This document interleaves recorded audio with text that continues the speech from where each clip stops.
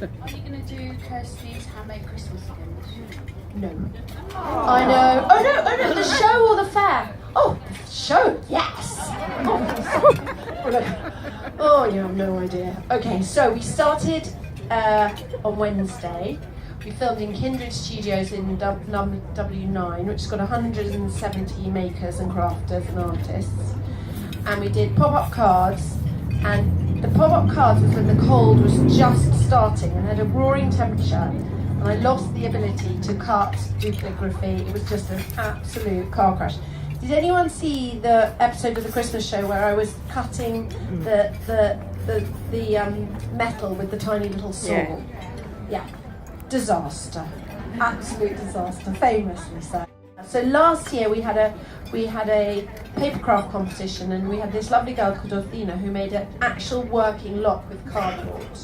And actually she wasn't the winner of the competition because there were loads of brilliant people, but she came back to teach me to make pop-up cards, and it was a car crash, but it was fun. And then we had another couple of ladies who were doing amazing homemade face cream and hand cream and scrub and everything. So that's the first things that we did on Wednesday. And then on the 2nd of October, I go to the Christmas headquarters and we film for 7 days. And that is going to turn into 15 shows. Wow.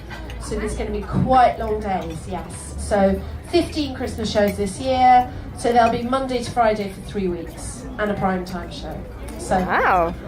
Have you taken up any new crafts this year, and if so, what? And if you haven't, what would you like to try your hand at? I know it's 2 questions, sorry. No. What? No, the answer is this has been very much a year of slightly feel, I can't believe it's September and I've been running to catch up. I tell you what would I have seen that I really would like to do more of? We had last year at the Christmas show, we had a lot of people who were doing needle felting, but needle felting pictures as opposed to needle felting, more 3D sculptural type things. A couple of people here at the fair who are doing them.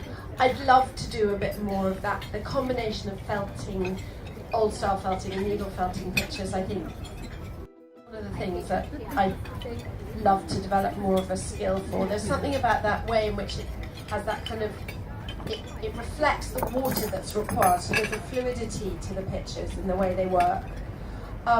So that's probably something that has stuck in my mind since last year that I'd like to do more of. Hi. I'm disabled and unable to work in a sort of proper job. Crafting helps me get through really challenging times and gives me a sense of purpose. What tips have you got for turning a crafting hobby into a business?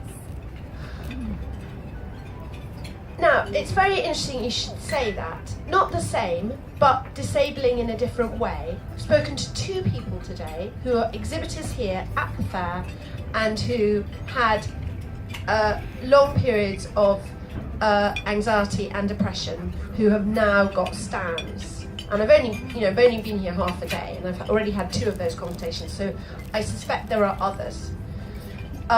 We have been talking about what we do next year and how we go on, because this is our 5th fair. Perhaps do something a little bit different next year. And we wanted to have a kind of section on mindfulness and how crafts can impact people and help people in all sorts of situations. The difficulty is the word business, because the problem is that it's very, very difficult to make enough money to live off with any kind of crafting or making. When I was in this studio on Wednesday when we were filming the Christmas show, I bumped into 3 or 4 friends who worked there, and we were all talking about it. They have these open days in the studio, and they're a great way in which people can sell their products, because people are coming in to see all sorts of people and they're not having to get a shop or a stand or pay rent. It's their studio that they have anyway, but obviously they have to pay rent for that studio. So the question was, how can I turn it into a business? And perhaps if the question was, how can I turn it into a way of paying for itself and giving me some money, then that is an easier question to answer. And I think, and it sounds really boring because I always give the same answer to this question and it's never really changed.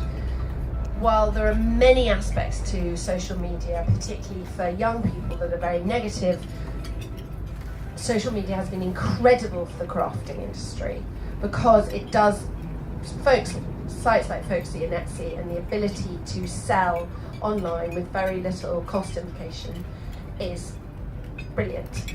The other thing is there are loads of organisations now, we have some of them here at the fair, who are groups of crafters and makers, you know, collaborative, so they do some of the marketing, they have the experience, they know how to get together, and I would certainly see if there's anyone in your local area that does anything like that, or if there's a group of people working together in one studio.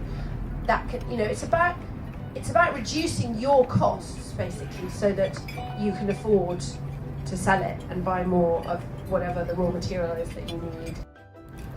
Not a great answer, but I think the important thing is that I can only ever answer questions with the experiences that I see, and I know that people really struggle, and I've always known that. We were talking about it earlier, we were having a meeting about next year's fair, and Freya, who works for the fair, was saying that she just done a pottery course, and her pottery teacher struggles because she has to charge £20 for a mug. People have to know that is what it costs to make it, if barely that. You know, she probably should charge £30 for the mug. And that is the product. It's one of the things I want to do here is help people raise awareness of the value of the handmade product, because we're competing about all this stuff that's made in China and comes in on the ship. But I'm just interested to know, what do you think is like a really good craft to get children started on? It's quite hard to find something that the 3-year-old and the 9-year-old might be able to go do. I think it does depend on that. There's no point pretending there isn't a difference between boys and girls in these things. There really is. I mean, you know, you can't generalise. Lots of people have boys. I have one who's, my littlest one, is quite neat and careful with everything and will sit down and do things very neatly. But the second, you know, his elder brother won't, and then you can get girls who are less neat and less careful about things and more inclined to blow things up. But in general, there is a difference. And I think that, I'm just stepping back because I had my back to all of you, and I think it is, you do have to frame it to whether, you know, to whether it's a boy or a girl. And also, I think that I found with my boys that they do quite like to make things to break things. And that's no bad thing, and that we have to be very careful not to, for a start, we have to embrace the mess and try and start with things that are outside things, and really, really steel ourselves against worrying about the neatness of it. I've just done the talk with Annie Sloan, and Annie's brilliant for that kind of sense of just go with it.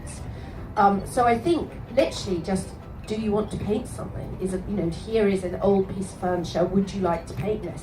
Is a really good start. And I think that is the thing, is that they need those fine motor skills. Aside from the importance and the mindfulness and everything, they really need, craft is the way to develop those fine motor skills. I think if you took away a needle and a thread from me, I wouldn't be particularly happy. So I think I often, when I'm asked about craft, I often say that I spend so much of my time repairing things.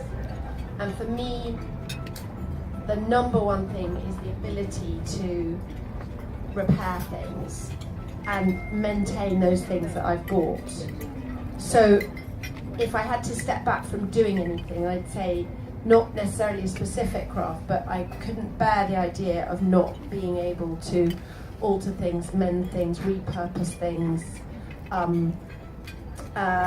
All of that is very important to me, and I love the fact that you can look at something. I've got some napkins at home which are from an Eastern European duvet cover which I bought in a shop, and they are now the most fantastic napkins. And I think that element of it is very important, is to be able to reuse things.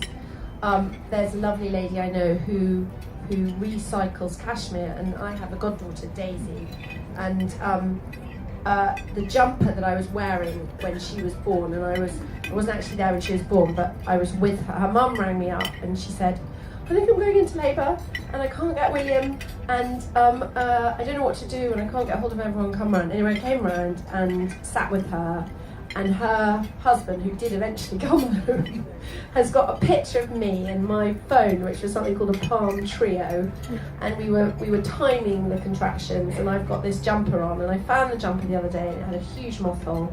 I sent it off to this really clever lady, and she sent it back, and it's got recycled silk panels in it, and I'm giving it to Daisy for her 16th birthday present. And I just think that thing of reusing things, that's the thing I've missed. I've had to suddenly stop. That's what I couldn't bear, is the fact that everything can have a second or third or fourth lease of life.